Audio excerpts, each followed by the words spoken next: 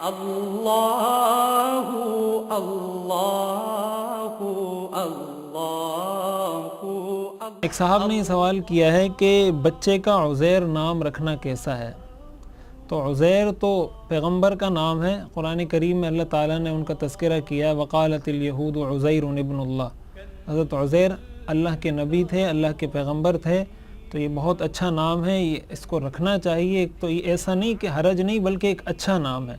اور ہمیشہ جب بھی بچوں کے نام رکھے جائیں اس میں ایک اصولی بات یہ سمجھنی چاہیے کہ بچوں کے نام انبیاء کے نام پر رکھیں، صحابہ کے ناموں پر رکھیں، اولیاء اللہ کے ناموں پر رکھیں، نیک لوگ، علماء، متقی لوگوں کے نام پر اپنے بچوں کے نام رکھیں۔ اور اگر ان سب سے ہٹ کر کوئی نام رکھا جا رہا ہے تو پھر اس کے معنی پر غور کیا جائے کہ اس کا کوئی معنی مفہوم بھی اچھا بنتا ہو۔ حضور علیہ السلام کی عادت تھی کہ جب آپ کسی کا نام دیکھتے تھے کہ اس کا مفہوم ٹھیک نہیں، آپ اس کا نام فوراً تبدیل کر دیا کرتے تھے۔ اس کی حدیث کی کتابوں میں بہت سی مثالیں ہیں۔ تو یہ والدین کی بہت بڑی ذمہ داری ہے کہ اپنی اولاد کا صحیح نام رکھیں۔ اگر آپ نے اپنی اولاد کے لیے صحیح نام کا انتخاب نہیں کیا تو اس کا اثر ان کی ساری زندگی پر ہوتا ہے۔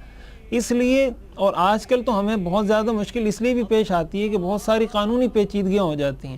مثلاً اس کی میٹرک کی سند میں بھی لکھا جائے گا، شناختی کارڈ میں بھی لکھا جائے گا، بے فارم میں بھی لکھا جائے گا، پھر اگر وہ کسی ایک جگہ تبدیل کروانے جائے گا تو اس کو پتہ نہیں کتنے چکر کاٹنے پڑیں گے۔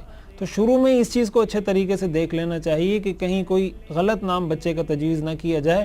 ہمارے لوگ اس چکر میں ہوتے ہیں کہ بس کوئی انوکھا نام رکھیں، کوئی نرالا نام رکھیں، ایسا نام جو دنیا میں کسی نے نہ رکھا ہو۔ تو یہ کوئی شریعت کی تعلیم نہیں ہے اور یہ شریعت میں پسندیدہ بھی نہیں ہے۔